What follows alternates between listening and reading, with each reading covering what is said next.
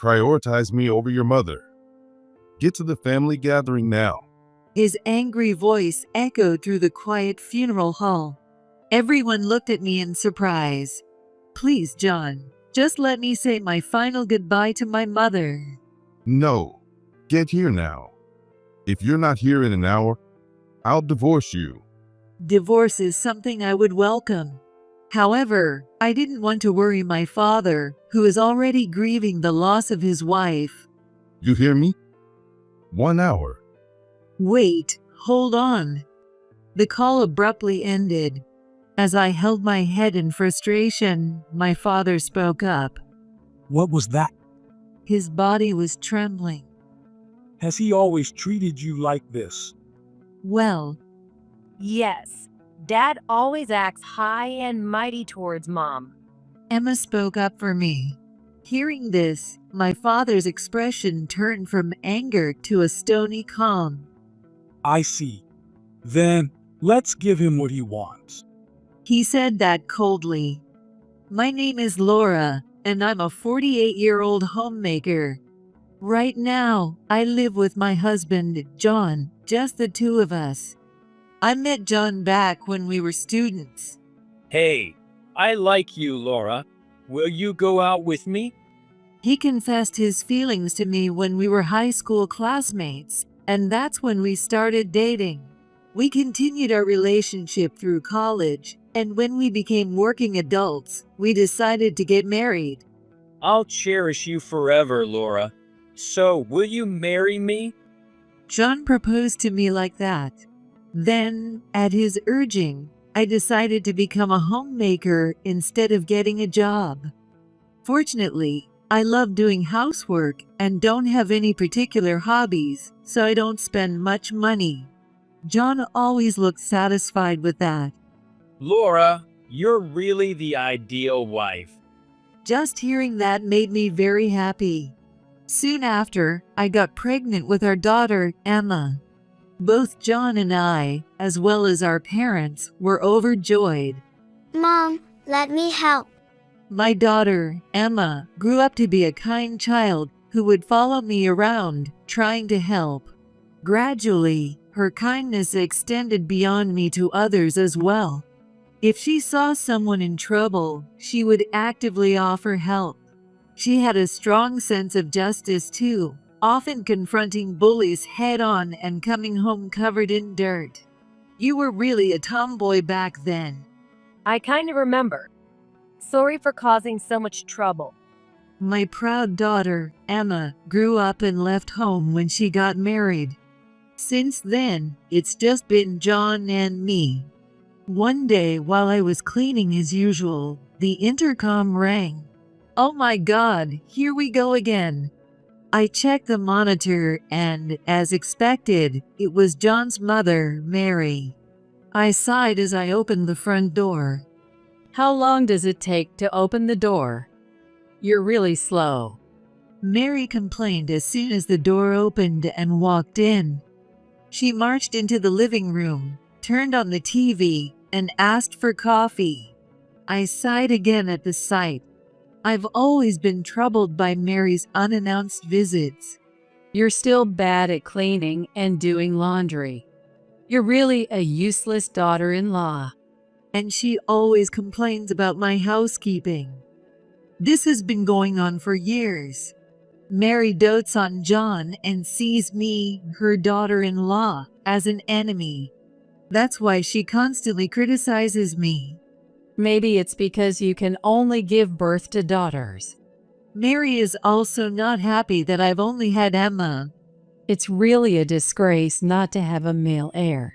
Even though there's nothing specific to inherit, Mary uses this to berate me. I suffer from secondary infertility. No matter how hard I tried, I couldn't have another child. Mary nags about this constantly. I always listen to her snide remarks in silence. I used to argue back. Shut up. Just listen to me. But she'd just yell and throw things at me, so I started keeping quiet. Honestly, I don't want to let her into the house. However, if I don't, she rings the intercom repeatedly and starts shouting. In the end, I feel bad for the neighbors and let her in.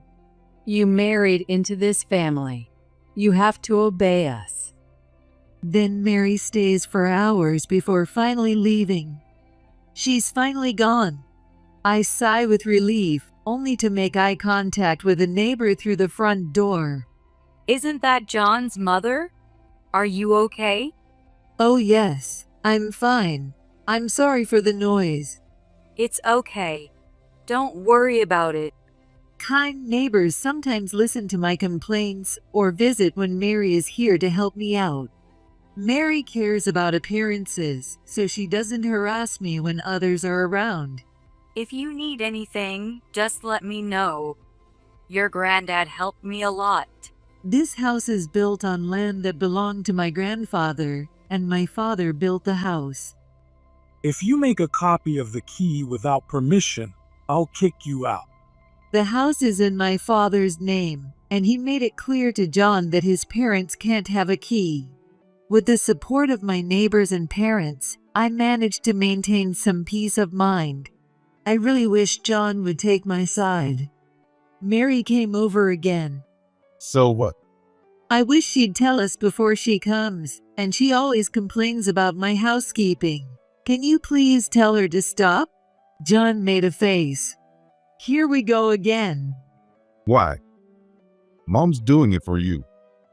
If you can't get along, it's because you're not trying hard enough. Just get used to it. John never takes my side. Being doted on by Mary, John has some outdated ideas.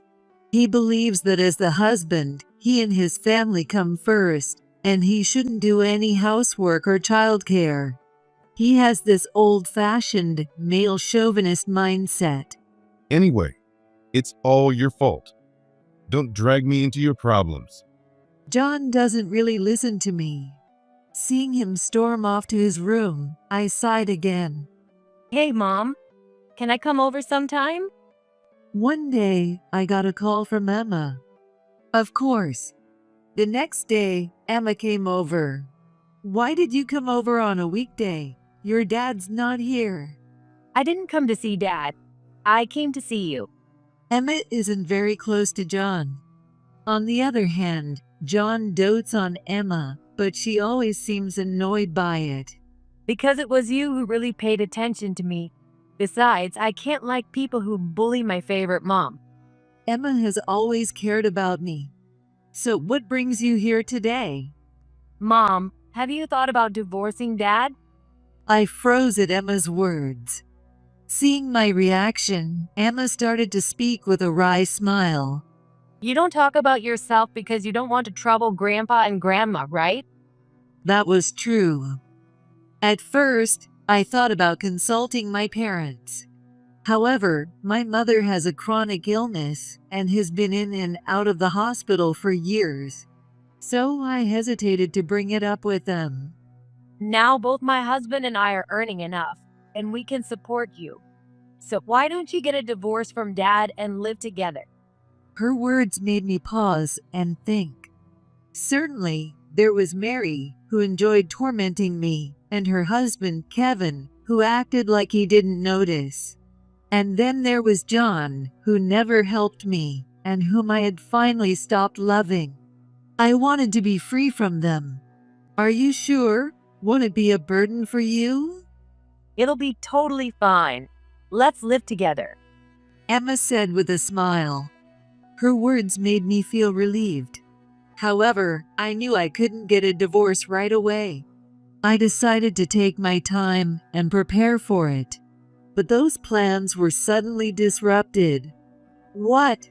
Mom is hospitalized? My mother had to be hospitalized again. This time, it seemed quite serious. Hearing my father's distressed voice, I pleaded with John. I want to go to my parents' house. What? No way. If you go back home, who's going to do the housework? But this time it might be really serious. No. You're my wife now, so cut ties with your family. John was adamantly against me going back to my parents' house. Since getting married, I could only visit my parents once a year. And that was only because Emma begged to go see my family. As I was wondering what to do, I got a call from Emma. Grandpa told me about Grandma. Yes, but I get it. Let me talk to Dad. Emma seemed to understand without me having to say everything. I handed my phone to John without hesitation. John initially looked suspicious, but his expression changed to a smile when he realized it was Emma. If Emma's asking, I guess I'll allow it. After talking to Emma for a bit, John reluctantly gave his permission. I quickly packed and got into Emma's car when she came to pick me up, heading to my parents' house for the first time in a while. Really? Dad makes me so mad. Emma said that angrily while driving. I smiled wryly, but I couldn't stop worrying about my parents. Mom, you might not want to think about this now, but you should seriously consider the future. I nodded at her words. Even though my mother was in danger, John was only thinking about himself. I simply couldn't live with him anymore. I resolved to go through with the divorce. When we rushed to the hospital, my mother was already unconscious, and my father looked completely exhausted by her side. Oh, Laura and Emma, you came. Dad, I knew this day would come eventually. my gentle father had always been concerned about me. Seeing him so weak, I regretted not coming sooner. I'll stay here for a while. I'll be with you, Dad. I've taken some time off work. I'll do whatever I can, Grandpa. Thank you both. After that, I spent my days taking care of my mom and supporting my dad. Even though I was taking care of her, she was unconscious, so all I could do was talk to her. So what I focused on was supporting my father. Then the inevitable moment came. When are you coming back? I got a message from John. Checking my notifications, I saw several messages. Apparently, Mary was doing the housework while I was away. There's a family gathering coming up, so come back soon. My mom is critically ill, so I can't go. When I replied, John called me. Enough of this. Not only are you abandoning your duties as a wife, but now you're refusing to attend the family gathering? This is ridiculous. I'm not joking. What is this gathering anyway? Apparently, one of his relatives was getting married. They were gathering to celebrate, but it was a relative whose name I didn't even recognize. I couldn't leave my parents to go back for someone like that. I can't. I want to stay with my parents. No, that's an order. With that, John hung up immediately. I sighed deeply. Mom, Grandma. Emma came rushing in. That day my mother passed away. Soon after, her funeral was held. Despite her chronic illness, my mother was kind and knowledgeable. She was loved by many, and not only our relatives, but also many others came to pay their respects. Dad didn't come, did he? No, he didn't. I had informed John about the funeral. However, he chose not to attend. As the funeral proceeded quietly, my phone rang with a call from John. Normally, I would have stepped outside to take the call, but seeing who it was, I gasped. John had specifically called me. As I was debating what to do, Emma, who was beside me, seemed to have an idea and gave me instructions. Put it on speaker. Hearing that, I guessed what Emma had in mind. She likely wanted to expose John's behavior to everyone present. So I deliberately answered the call on speaker in front of everyone. Hey, I'm at a funeral right now. What are you doing? All the other relatives are gathered here. John yelled, and I instinctively fell silent. People around me looked curiously, but when I put my finger to my lips to signal for silence, They seemed to understand, and the room fell quiet. Today is a family gathering. Get here now and help Mom. Don't be unreasonable. It's my mother's funeral. Prioritize me over your mother. Get to the family gathering now. His angry voice echoed through the quiet funeral hall. Everyone looked irritated at John's incredibly selfish remarks. Please, John, just let me say my final goodbye to my mother. No. Get here now. If you're not here in an hour, I'll divorce you. Divorce is something I would welcome. However, I didn't want to worry my father, who is already grieving the loss of his wife. You hear me? 1 hour. Wait, hold on. The call abruptly ended. What was that? As I held my head in frustration, my father spoke up. His body was trembling. Has he always treated you like this? Well, Yes, Dad always acts high and mighty towards Mom. Emma spoke up for me. Hearing this, my father's expression turned from anger to a stony calm. I see. Then let's give him what he wants. He said that coldly. An hour later, still in our funeral attire, my relatives and I arrived at John's family home. You're late. What? When I rang the doorbell, Mary appeared with an angry expression. However, seeing everyone gathered behind me, her body stiffened in shock. Ignoring her, we all entered John's family home. As we moved toward the noise, I saw men laughing crudely, likely drinking. Meanwhile, the women, seeing us, stepped aside in silence, their expressions surprised. Sorry to keep you waiting. You're late. What the? John turned around at my voice and froze. His expression was just like Mary's. The relatives, who had been lively, were surprised to see us, all dressed in suits. What's with the outfits? And why is it not just you, Laura? You told me to come immediately, even though it was during my mother's funeral, so here I am. Since there was something more important than my wife's funeral, we all decided to come. We smiled at John, but no one's eyes were smiling. Noticing this, John mumbled and looked away. Well, that's... All right then. Would you mind telling us why you called Laura away? What right did you have to take her away from the important moment of saying her final goodbye to her beloved mother? Though my father was smiling, the pressure he exerted was terrifying. Well, Laura is my wife, so... So being a wife means you can do anything to her. Pushing all the housework and childcare onto her, allowing your mother to harass her, and forbidding her from visiting our house.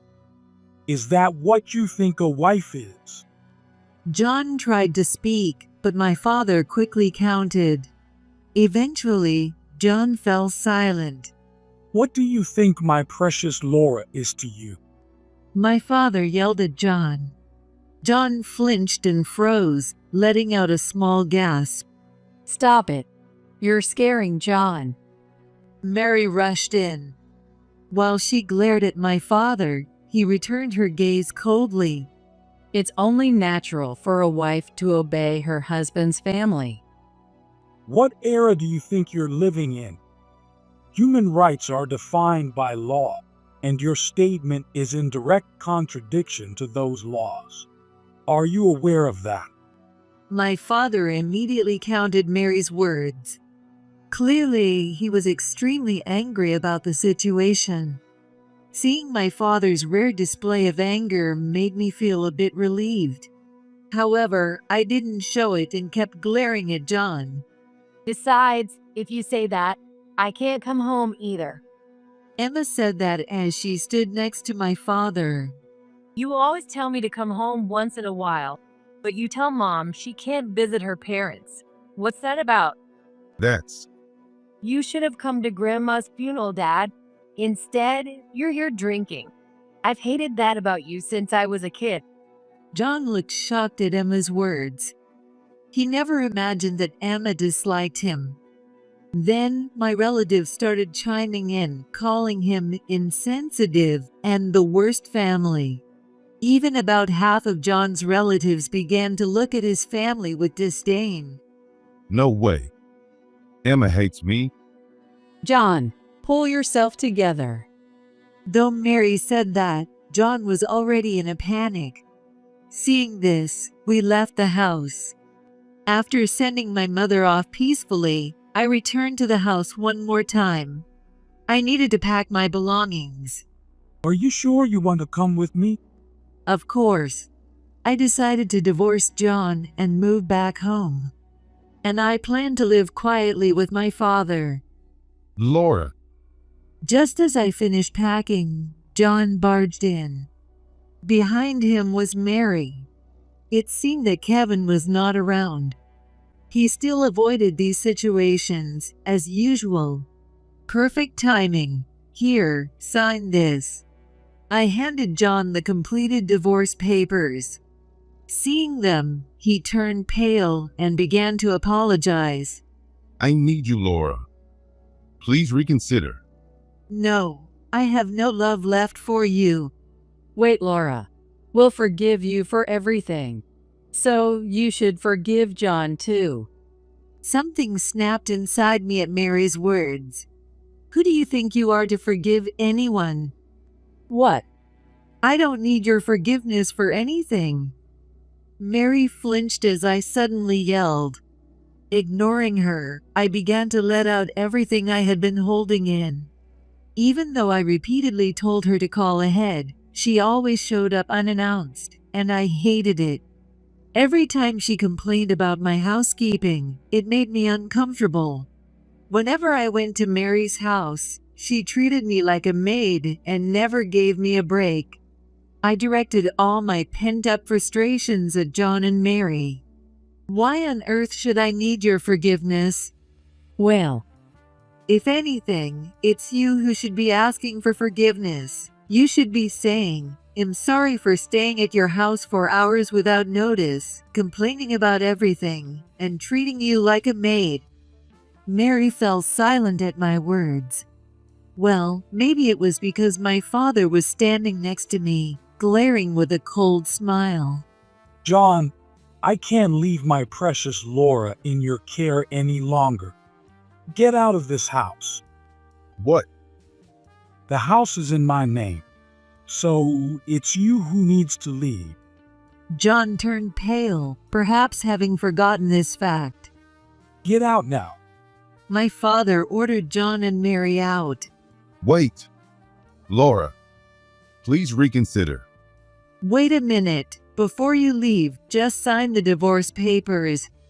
John looked hopeful when I stopped him, but his expression quickly fell when he heard my next words.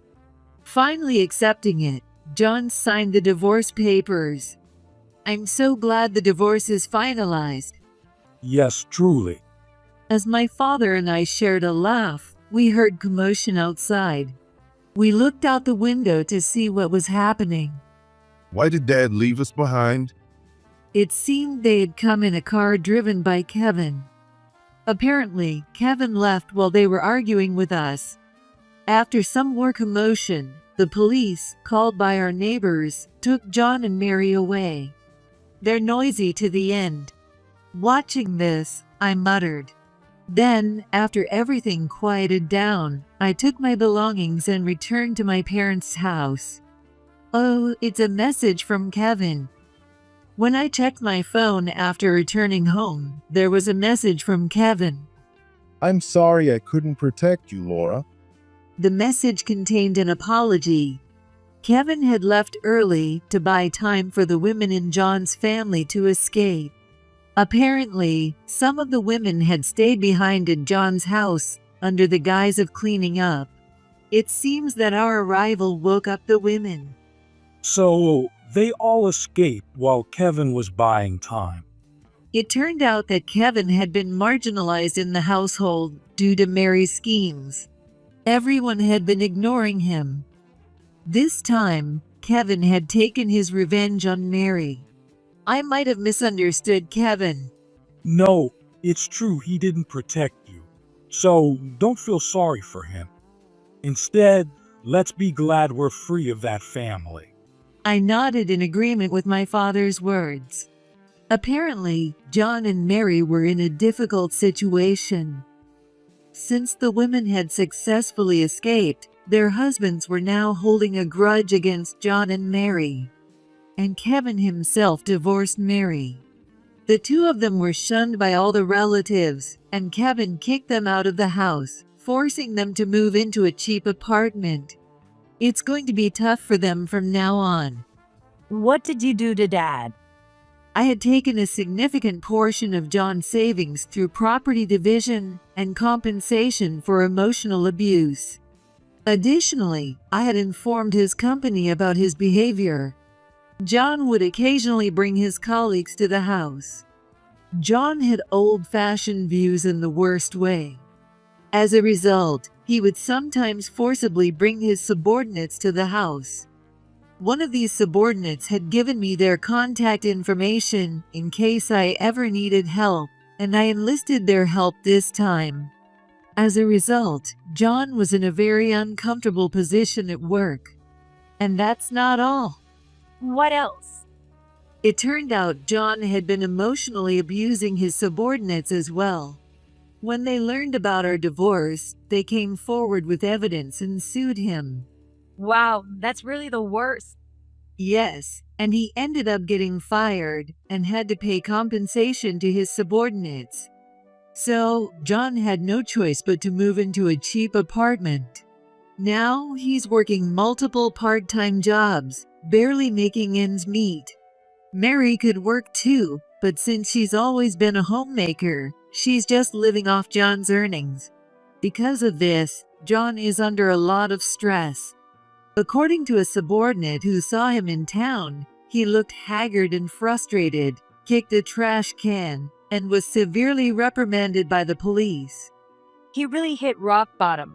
I'm so glad we cut ties before this baby was born. Emma was at my parents' house to announce her pregnancy. Seeing her lovingly pat her belly, I was also glad to have finalized the divorce. Emma's husband was also there, currently keeping my father company. So, can I have the baby here? Of course. I'm already looking forward to the birth of my grandchild.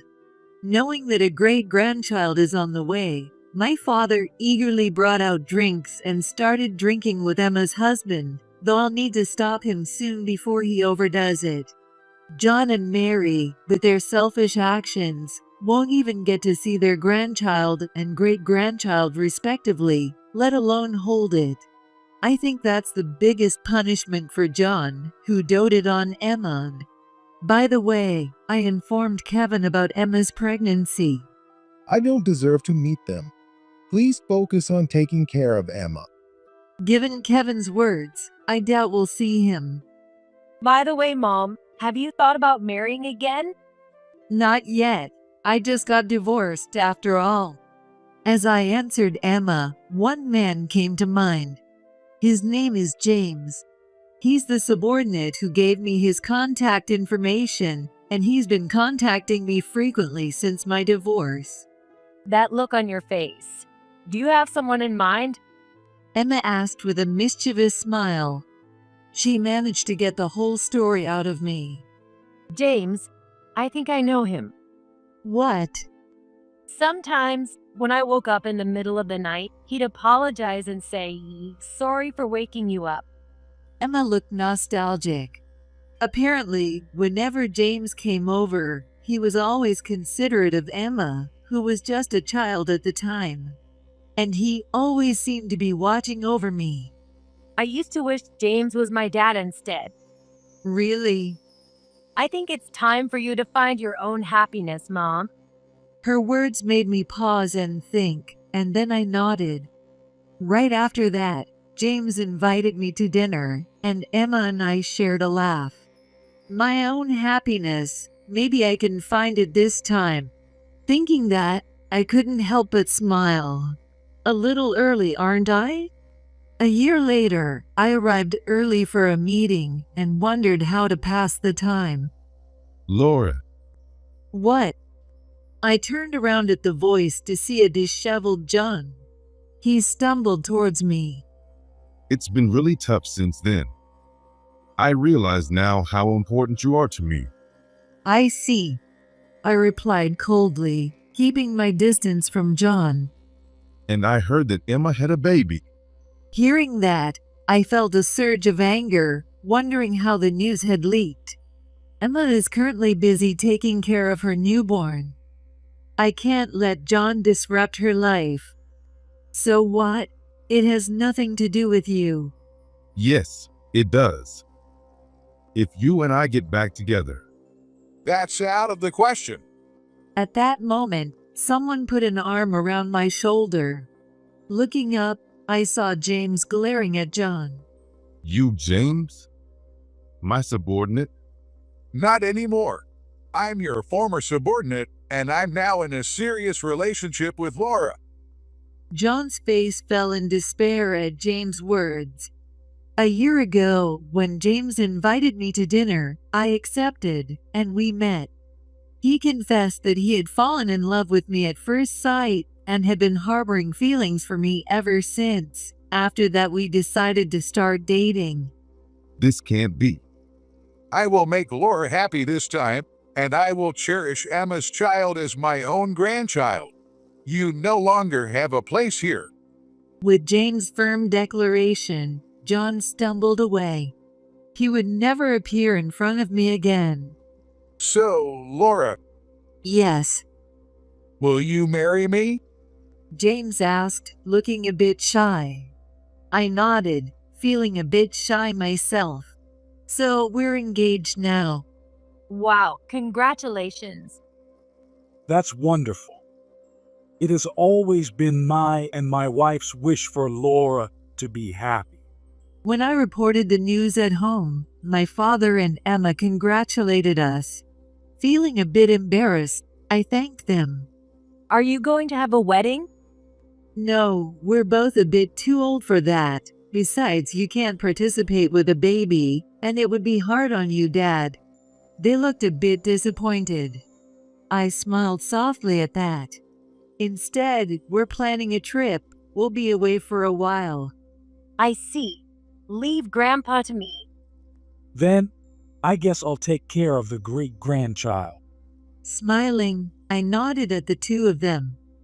I looked at Emma and my father. Thanks to you both, I'm very happy now. Thank you so much. At my words, the two of them exchanged glances. My father was the first to speak. On the contrary, it's because of you that your mother and I were happy. Same here. I'm who I am today because you raised me with so much love. I expressed my gratitude to them once more.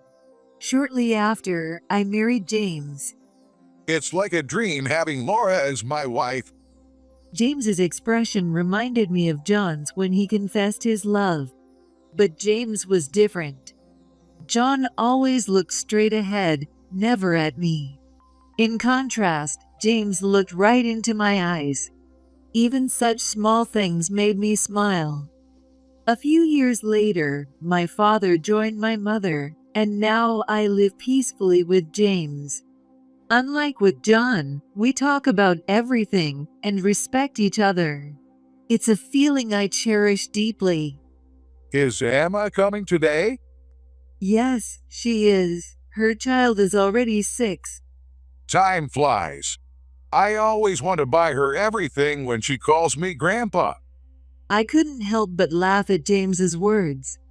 I understood the feeling well, because I feel the same way. I think Emma might scold you if you buy too much. And you're any different? As we laughed together, we heard cheerful voices from the entrance. Smiling, we headed over. Mom, Dad, hi. Emma greeted us with a smile. Moments later, our 6-year-old grandchild jumped into James's arms, making him stagger. Oh, such a little tomboy. She takes after you. Emma let out a dissatisfied sound at my words. When I burst out laughing, everyone else did too.